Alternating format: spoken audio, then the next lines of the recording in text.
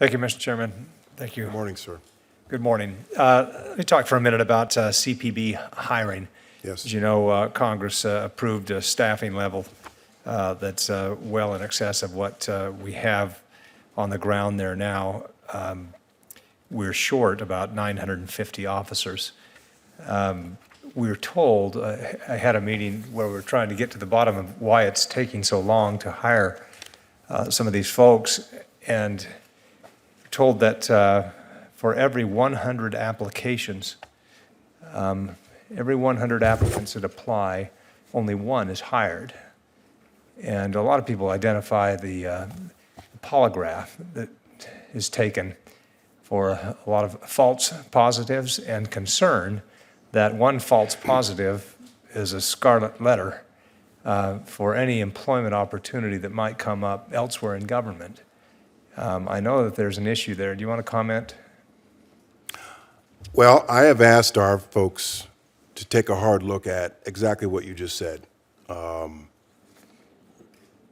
Does it really need to be the case that one false positive disqualifies you from federal service, federal law enforcement service?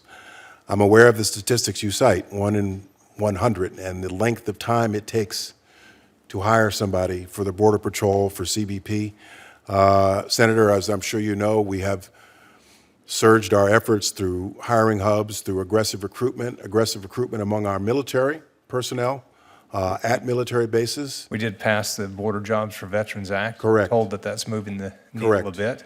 And I think we're closing the gap. Slowly, I think we're turning the corner and closing the gap so that we can hire up to what has been appropriated and authorized. You're correct that we are currently, I think, 950 short.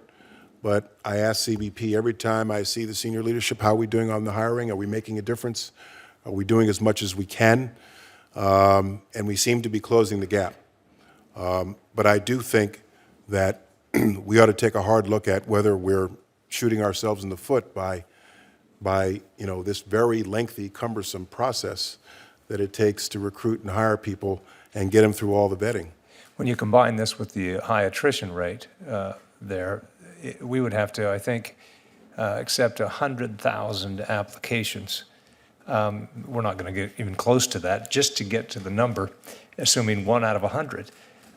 So I would encourage you to look at some options here and figure how we can change the process, because it's not working and we're severely understaffed at some of the ports of entry. A lot of people just see the border as, something that maybe we ought to put a wall or something to stop illegal entry. Certainly we have to have a secure border, but in Arizona, it's also a hub of commerce, and that commerce can't take place if we have too few agents there in these ports of entry, as you know. We've made a lot of investments in infrastructure there, but if we don't have them staffed, it doesn't do us much good. With regard to, let me talk for a minute about the R-Ariz decision of the Ninth Circuit that requires somebody who's been held in detention to be released. I sent a letter on February 12th of 2016. You came back to me with some data. The numbers are staggering. For those criminal aliens released from detention, there was a 35% rearrest rate and a 41% in absentia rate.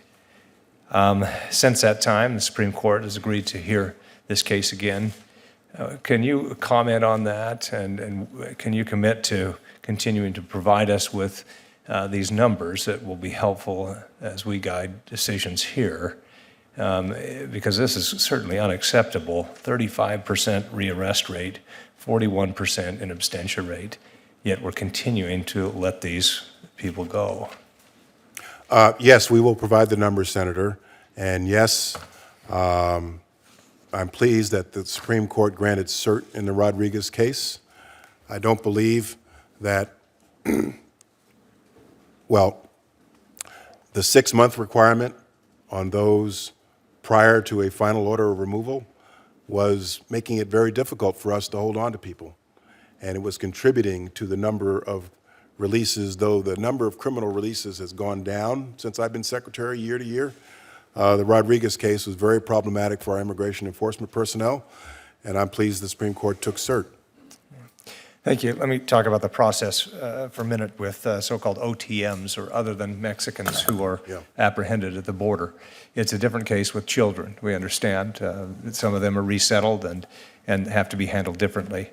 For those that are not children, we can't repatriate them back into Mexico, so another process has to take place.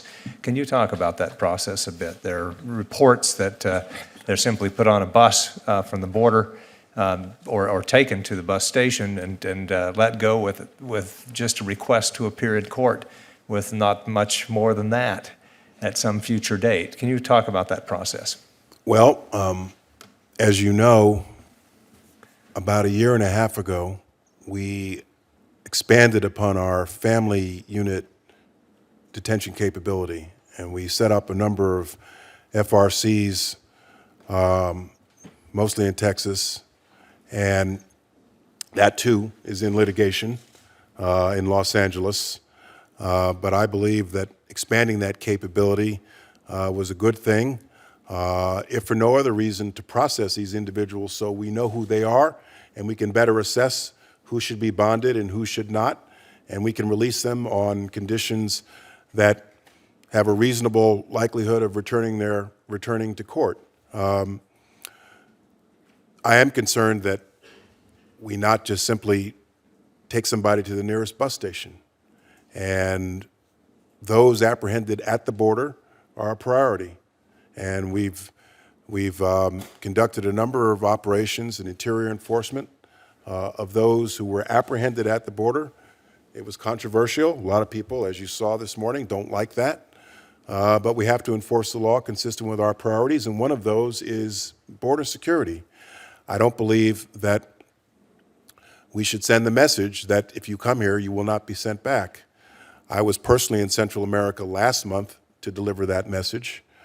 I did 2 press conferences. In one, there were some 60 news organizations there to cover my remarks about how our borders were not open to illegal migration and that we were sending people back. I greeted flights of those who had been repatriated to El Salvador and Honduras while I was down there.